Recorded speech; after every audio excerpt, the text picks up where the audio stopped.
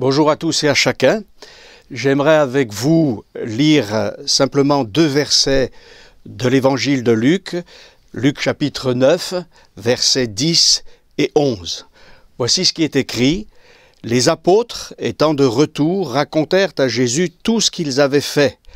Il les prit avec lui et se retira à l'écart, du côté d'une ville appelée Bethsaïda. Les foules, l'ayant su, le suivirent. Jésus les accueillit et il leur parlait du royaume de Dieu. Il guérit aussi ceux qui avaient besoin d'être guéris. Amen. » Voilà, nous avons dans ce texte 2 choses. Jésus a envoyé, avant ce texte que nous venons de lire, Jésus a envoyé ses disciples en mission pour annoncer la bonne nouvelle et aussi pour guérir les malades. Et voilà que les 12 apôtres reviennent de cette mission et il nous est dit, étant de retour, ils ont raconté à Jésus tout ce qu'ils avaient fait. Et Jésus les a pris avec lui et il a voulu se retirer à l'écart avec ses disciples, chose tout à fait naturelle.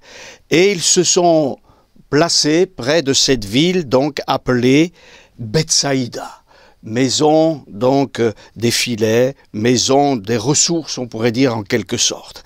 Et il nous est fait mention dans ce verset 11 de quelque chose d'intéressant, parce qu'alors que Jésus et les 12 apôtres sont ensemble, j'ose dire tranquilles, à faire leur bilan de cette mission, eh bien les foules, ayant su que Jésus était là, le suivirent.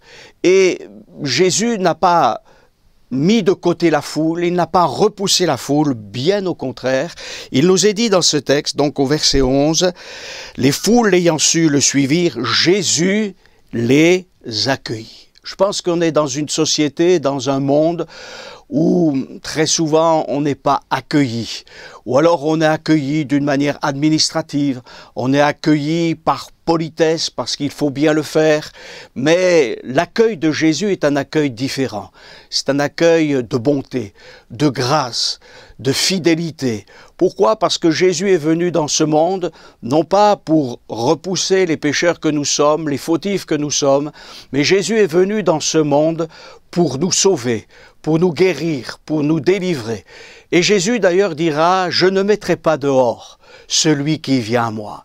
Et même si c'était des foules, et une foule c'est difficilement gérable peut-être, mais Jésus les a accueillis. J'aimerais vous dire, à vous qui m'écoutez, que l'accueil de Jésus n'a strictement rien à voir avec l'accueil de ce monde, avec l'accueil de la société, même peut-être avec l'accueil que nous pouvons faire chacun d'entre nous, avec le plus grand cœur, avec la plus grande correction. Non, l'accueil de Jésus, c'est un accueil divin, mais c'est aussi un accueil humain à nul autre semblable. Parce que Jésus est certes le Fils de Dieu, mais il est aussi le Fils de l'homme, l'homme parfait, sans péché, qui manifeste l'amour de Dieu. L'Écriture nous dit que Dieu a tellement aimé le monde qu'il a donné son Fils unique, afin que quiconque croit en lui ne périsse point, mais qu'il ait la vie éternelle. Alors, j'aimerais vous dire que ce Jésus qui est mort à la croix du Calvaire pour nos péchés, pour notre misère, pour nos fautes, et qui est ressuscité, il nous accueille encore aujourd'hui. Il nous accueille et il nous dit, c'est vrai, certaines vérités. Il ne nous dit pas que tout va bien dans notre vie. Il ne nous dit pas que nous sommes parfaits, loin de là. Il nous dit que nous sommes des pécheurs, mais qu'il est venu pour que nos péchés soient effacés par son précieux sang. Il est venu pour que nous connaissions une vie tout à fait nouvelle, une nouvelle création, une nouvelle créature. Nous pouvons le devenir avec Jésus, le Sauveur du monde, le Seigneur de l'humanité. Jésus donc a accueilli toute cette foule et il leur a parlé du royaume de Dieu.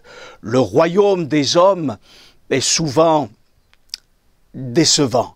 Il est décevant dans les idéologies, il est décevant dans les philosophies, dans les religions, dans les façons de faire. Et puis dans notre monde, il y a guerre, il y a souffrance, famine, détresse, dans les familles, dans les couples, dans le travail. Tout cela, c'est difficile. Mais Jésus nous accueille et il nous parle d'un royaume qui est un royaume éternel, le royaume de Dieu. Dieu existe, il est notre Créateur, mais il est aussi notre Sauveur en Jésus-Christ.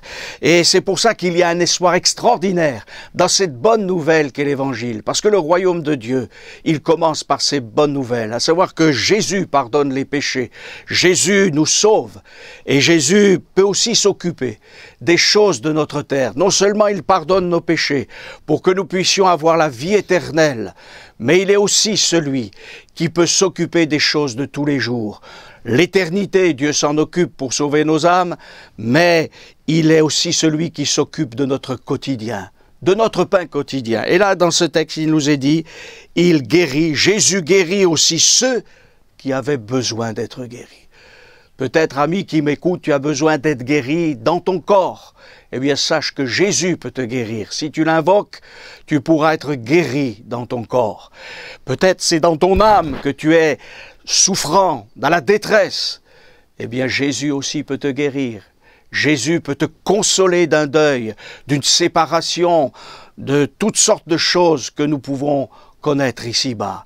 Jésus est celui qui s'occupe de nous au quotidien. Jésus pourra dire, je suis avec vous tous les jours jusqu'à la fin des siècles. Alors ce Dieu d'éternité, c'est aussi le Dieu qui s'occupe de nous chaque jour pour nous consoler, pour nous guérir, pour nous nourrir, pour nous donner tout ce dont nous avons besoin. Il est fidèle, il nous accueille encore aujourd'hui. Et j'aimerais te dire, ami, si tu ne connais pas encore le Seigneur, eh bien invoque-le aussi pour le salut de ton âme, demande-lui pardon pour tes péchés, demande-lui pardon pour ta misère, et il viendra te pardonner, il viendra te purifier, tu vas commencer une vie nouvelle, et tu pourras te réjouir dans ce Dieu d'éternité qui, seul, donne cette espérance éternelle. Et puis dans le quotidien, tu pourras aussi l'invoquer parce qu'il sera avec toi pour tous les détails de ta vie, parce qu'il est celui qui t'accompagne. Oui, Dieu a tellement aimé le monde, Dieu est un Père pour nous, qu'il a donné ce qu'il avait de plus excellent, son Fils, son unique. Et quelle joie de connaître Jésus et d'avoir aussi dans notre vie cette vie du Saint-Esprit à nul autre semblable. Que Dieu vous bénisse abondamment. Nous allons maintenant prier pendant quelques instants. Merci Seigneur pour ta fidélité et ta bonté. Je crois que Seigneur, tu veux encore agir, tu veux sauver, tu veux guérir, tu veux consoler. Merci pour ce que tu fais encore aujourd'hui et pour ce que tu feras encore dans l'avenir. Merci notre Dieu et Père, dans le nom de Jésus. Amen.